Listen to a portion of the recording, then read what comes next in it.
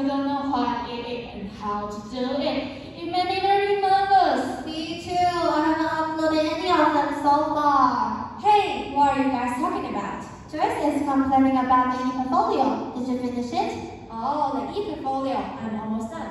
What? Really? Yes. Let us introduce the portfolio to you.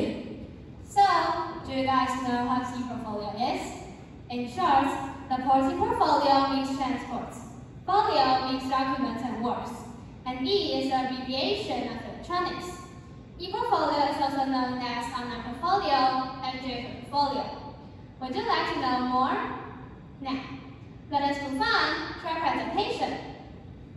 E-portfolio of the 108 curriculum from high school students' perspectives.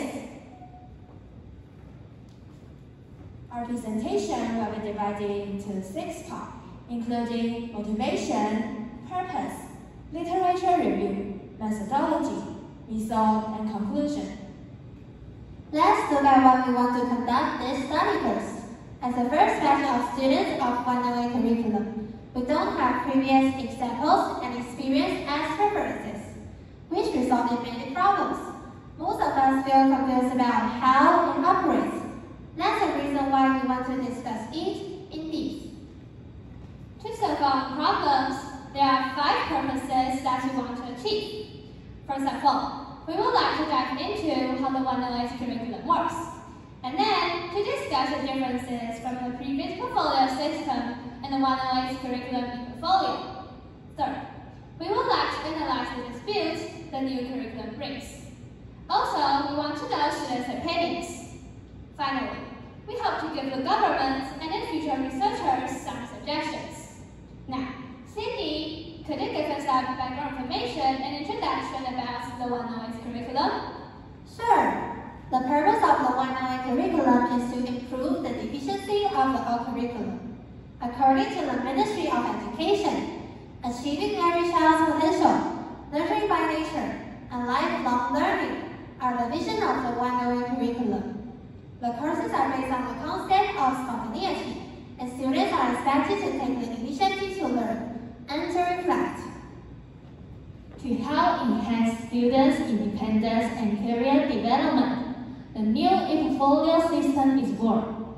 The new e-portfolio system is quite different from the old one. We compare the old and new one from 3 aspects: quantity, format, and time. First of all, quantities. There is no limit in the old ones, but for the 108 e-portfolio, every semester students have to upload 6 learning outcomes and 10 diverse performances. Then, regarding to the format, there is no unified standard to the previous portfolio. The professor can decide what the content they want to see. However, in the 108 curriculum, students can decide which academic result they want to upload, and those materials must be verified by teacher. The last difference is time. Before, students had to prepare their document after the GSAT in a rush. However, 108 curriculum regulates that students can prepare their academic result from their freshman year and uploading every semester. After talking about the difference, next, I would like to turn to the dispute of the e-portfolio. Although the Ministry of Education holds that students can learn in many different ways, but there are also many voices of opposition, and the increases in courses has imposed a greater burden on many teachers, and they wish to increase the number of teachers. The students also launched a petition to abolish the e-portfolio, and nearly 9,000 people support it.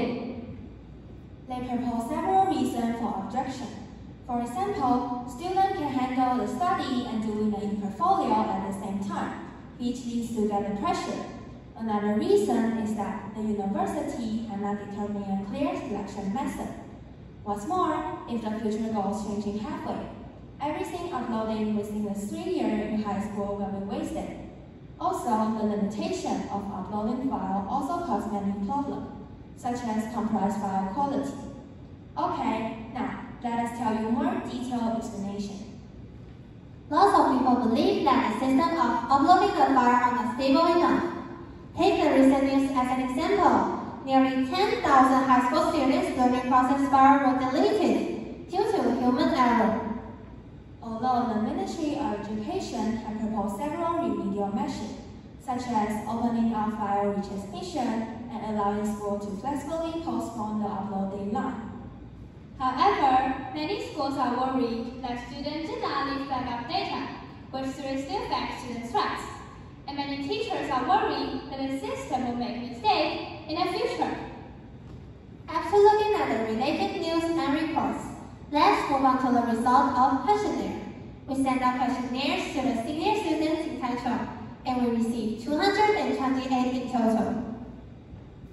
First, we asked if the 108 curriculum allows students to understand or determine their future orientation. The chart shows that more than 80% of students don't realize or are not sure whether doing it helps them to determine their future goal. And only 18% of students who think the e-portfolio is helpful. Then, we asked what the major advantages of the e-portfolio are. 45% of students think that universities can choose students based on not only test scores, but also other aspects, and e-portfolio is one of the most important references. And 42% of them think that universities can understand students more according to the 3-year learning process.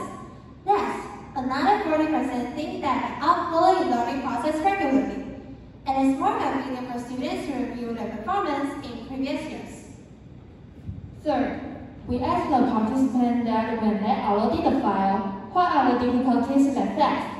There are 3 points that make students think that the e-portfolio is not so useful. And we also offer them multiple choices. 70% of students who think there is not enough time to get their performance result ready. 65% of students who think there are too many restrictions and rules. And nearly half of students think that the system is complex. Our fourth question is, what are the disadvantages of the e-portfolio? And we offer them multiple choices. Through our investigation, nearly 80% of the students think that if the future goal changes halfway, it will cause 2 years of results to be wasted. What's more, 60% of the students think that they have a hard time dealing with schoolwork and the e-portfolio at the same time. Most importantly, some of the colleges haven't set a clear selection method yet. Finally, we asked a question about whether they want to abolish the e-portfolio or not. Over 60% of students hope to abolish it. 27% of them didn't have any suggestion, and only 10% of them support it. After analyzing the questionnaire and reviewing the past literature, we come to a following conclusion. First of all, our study has proved that most students are still confused about the e-portfolio, and there is many unknown variables in it. Thus, further detail needs to be laid out. Moreover, students think that the disadvantage of the e-portfolio outweigh an advantage. Among the problems that students encounter, the most serious ones are tight schedule and file size limit. Another conclusion is that most students want to abolish the e-portfolio. However, it is already a confirmed policy, so that students have no choice but to follow it. In order to make our preparation process more clear and the e-portfolio system go smoothly, we hope that the government can cooperate with schools to create a unified standard, so that students can know precisely how to upload and how to present the learning process in an effective way.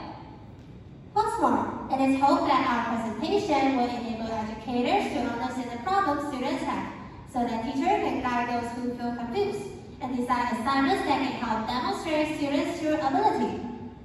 Hey, you know what? I mean, this study really solves my confusions. That's just what I'm thinking. Now, I totally understand. Thanks a lot. No problem. We hope that through our study, more students can know what e-portfolio is. So, this is the end of our presentation. Thank